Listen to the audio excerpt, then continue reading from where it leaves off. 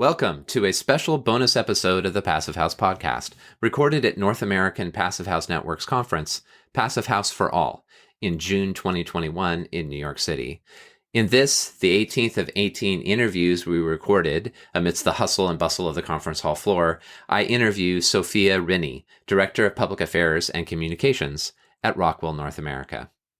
Actually, you'll notice that unlike the previous 17 bonus interviews, there's no background noise from the conference in this one. And that's because our first take at the conference itself was drowned out by end of conference goings on, making our conversation too hard to hear. So Sophia graciously agreed to sit down with me over Zoom to pick up the conversation, which is what you'll hear shortly. A couple of quick thank yous before we get started. First, thank you to NAPHN for putting on this conference and for partnering with us on these interviews. Also, a big thank you to our sponsors, who make all our work at the Accelerator possible. Our founding sponsors are 475 High Performance Building Supply, Baxtingui Architects, Glavel, Minutair, Mitsubishi Electric Train HVAC US, Partel, RDH Building Science, Rockwell North America, Stocorp, and Zola Windows. Our champion sponsor is SIGA, and our stakeholder partner is NYSERDA, the New York State Energy Research and Development Authority. With that, please enjoy my interview with Sophia.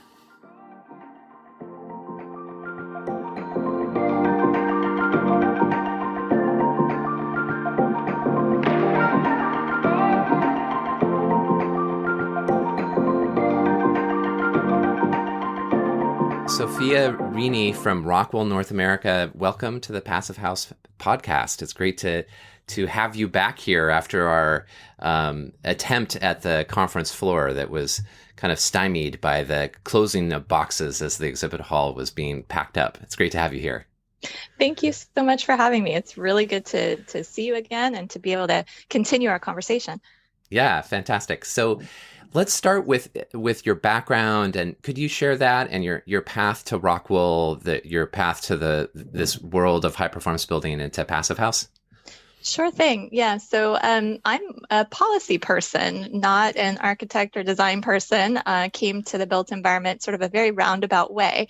I worked at the U.S. Environmental Protection Agency at federal government level for more than a decade, in the New York City offices, working on Superfund cleanups, community engagement, emergency response to Sandy, all sorts of exciting stuff. Wow. And eventually moved on to the mayor's office in New York City of climate policy and programs, really so that I could get into the weeds on policy and how it gets implemented. And also because, as you probably know, New York City is a leader in climate policy, and it was a really exciting time to be involved in those conversations, and to really get to see how the rubber hits the road. And it's ongoing. I mean, the New York City is still implementing Local Laws 97, working towards our really ambitious climate goals. But part of my journey has been to continue to be sort of where the action is in climate policy. And on this side of the table from the private sector, there's a lot of exciting things happening, from corporations really pushing the needle and demanding and being leaders in the material manufacturing space, in joining coalitions, and in really helping to influence policy, not just at the federal level, but even at the regional and city level. So it's an exciting time, and I'm really happy to be part of Rockwell. We have, I'm technically, my title is Director of Public Affairs and Communications for North America. So we have operations in Canada and the United States. And I think, this is a really critical, pivotal time for climate change policy, and another reason why I'm really happy to be part of the Passive House community as well. Absolutely. It's so important. And the role of manufacturers in this transition that we're all trying to accelerate to clean buildings, to high performance buildings, and to Passive House is so vital. Both, I think, in the policy realm, it's organizations like Rockwell have a kind of gravitas when they speak, I think, about the direction that policy should take. So that's one of the ways. But also, if we don't have great innovative products to build these buildings, then we're not going to succeed. So I can see that would be a exciting pivot for you in your career. That's really great. Yeah, there's definitely synergy there. It all comes together. Yeah. So speaking of that, so I mean, I have this kind of understanding that there's alignment between the policy goals of Rockwool and the policy goals of many in the Passive House community. Is that right? And if so, how are they aligned? Yeah. So, well, I'm still a little bit of a newbie to the Passive House community, but learning about the Passive House Accelerator, the North American Passive House networks, all the ongoing work that these amazing organizations and really the people behind them have been putting into the Passive House community has been really impressive to me, because it's very clear that in order to ever meet any of these really ambitious climate goals that cities and states and countries are making, that we have to tackle the challenges in our built environment. And that's where Passive House and Rockwool are very much aligned.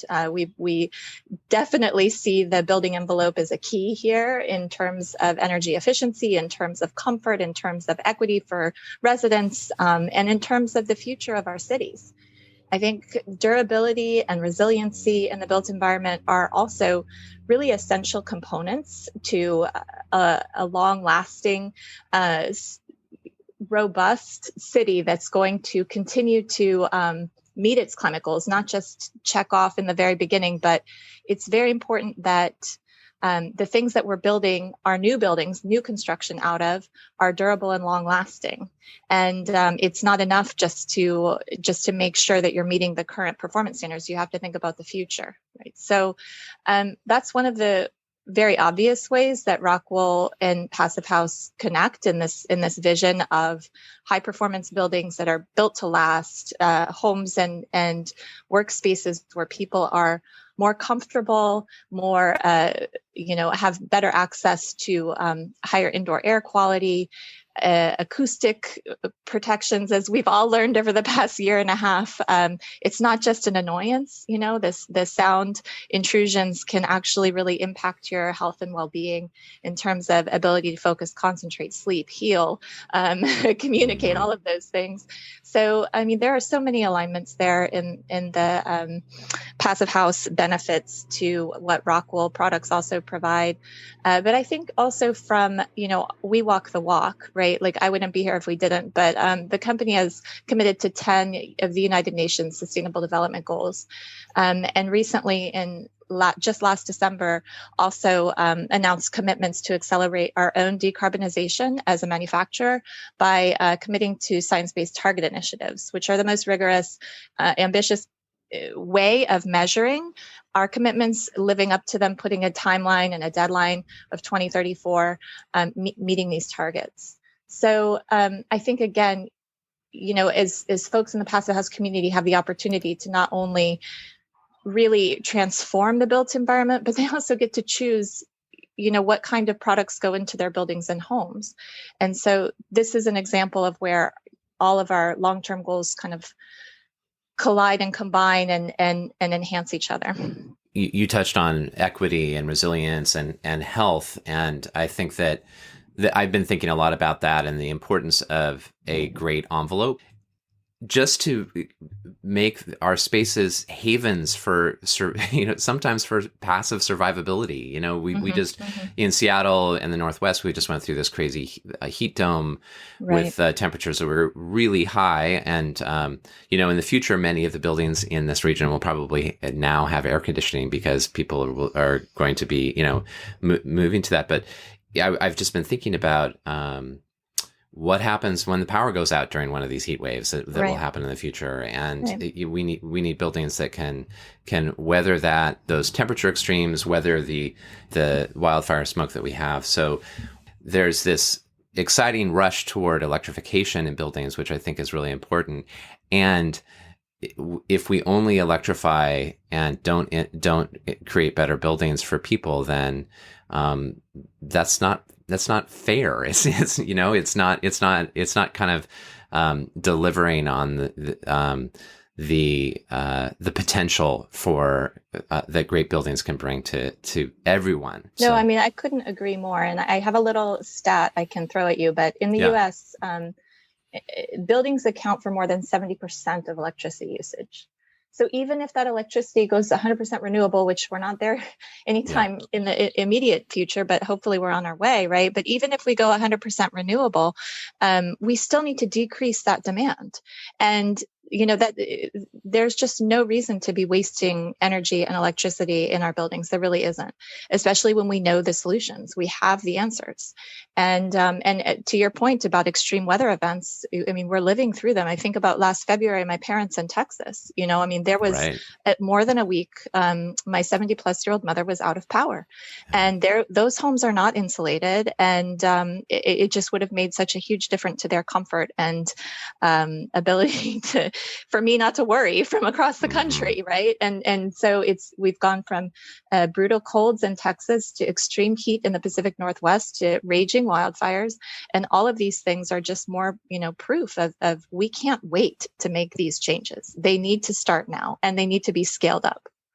Hear, hear. So you presented at the conference, the Passive House for All, when we were together in New York City. Can you tell us a little bit about that presentation and the panel? That was a fantastic panel. And actually, I encourage folks to go listen on demand, because I know that the panel conversations are available on the Passive House website. But it was a conversation about practice and priorities of Passive House and work-life balance with Sean Hesse, Jonathan Moody of Moody Nolan, and Johnny Rizvani. So really inspiring conversation. We talked a lot about, how COVID has helped us rethink some of our pre-existing kind of notions, but also how I think the thing that really, really stuck with me was Jonathan Moody talking about we're kind of rushing back to this idea of normal as we reopen, as we kind of go through the pains of COVID variations and whatnot, but we're still trying to get back to normal, right? And normal wasn't working for a lot of people. Normal wasn't necessarily equitable or fair. And we still have enormous numbers of energy burdened households, for example, of just picking one thing, or the fact that the urban heat island effect is disproportionately impacting people of color and historically underrepresented communities, right? So these kinds of concept of normal really can be reinvented, and we can think about, hey, let's rush back to something better than normal. Let's think about how our economy, and we're watching the machinations of the infrastructure bill and the budget reconciliation and all these ongoing struggles at the federal level. And I think over and over again, we just have to look at our own local communities and say, what can we do at the city level? What can we do at the regional level that can push the needle faster, right? So we're not just rushing back to normal, but to something better. No kidding. No kidding. So you were fairly new to the Passive House community. And this is maybe your first Passive House conference. Is that true? So it was. So you came to it with a fresh set of eyes. What was your key takeaway from the experience? First of all, it was my first being around people in, more than a year. Yes. I was super impressed. I was super impressed that they were able to pull it off. I mean, what a logistical triumph, because they were able to offer hybrid and in person. But it was such a pleasure to meet people and actually have conversations in real life. And more than anything, I was just really impressed by the commitment, the level of just passion that people have in the Passive House community. I really just found it remarkable, and how much overlap there is. I mean, there were a lot of policy people who were on panels from New York State. There were some really great organizations from New York City represented, but all throughout the community in the Passive House network, it's people who are really educated and involved about what can we do, right? It's not just this ideal. It's how do we implement it? How do we really get into the nuts and bolts of financing? How do we make sure that Passive House doesn't become just a niche, that it's really impactful in the biggest ways possible? And I just found found it so inspiring. I really have been just motivated to learn more and get more involved and find out how we can, collaborate and contribute more to our mutual causes. It was just super, super inspiring. It feels like the movement is at an inflection point now. And for me, that was really brought home on Saturday with the tour of the Sendero Verde project and just the scale at which Passive House is being applied now. Sendero Verde is multiple buildings, a mix of affordable housing, and there's a school at the bottom. It's an amazing project. And 10 years ago, that was just sort of that kind of project was just totally just a dream. And now it's really, those are becoming more and more common. In fact, in some ways, those kinds of projects are the center of the growth of Passive House in North America right now. Wow. So it is an exciting time to be part of the community. So it's great to hear your perspectives on that. This has been fantastic. Thank you. Is there anything else you'd like to add before we close up? Well, I always like to end conversations or panels just with a reminder that there's a lot that individuals can do. And I know that, people in the Passive House community are already very tuned in, but I would just encourage folks to get more involved in local chapters even, because there's so much that we can change. And I didn't get too much into the nitty gritty, but I think that one of the things that we're seeing as a trend that is really encouraging is how cities are moving towards building performance standards in policy initiatives. And this is a way that really a policy lever that can complement more strict energy codes. But if we start measuring and paying attention and making standards and goals that building developers, building owners, that cities are going to be held to, I think there's a lot of opportunity for scalable change here. And yeah, I really encourage people to join the accelerator, to follow along with the various events and the podcasts. And I just think it's a really robust community full of great, committed people. Well, thank you. And thank you to Rockwell North America for all of its support of the Passive House Accelerator. Wonderful interview. It was great to get to know you and meet you in New York City. And I really appreciate the chance to catch up now and have a follow-up conversation. Really appreciate it. Thanks so much, Zach. It was my pleasure. I hope you enjoyed that special bonus episode of the Passive House podcast.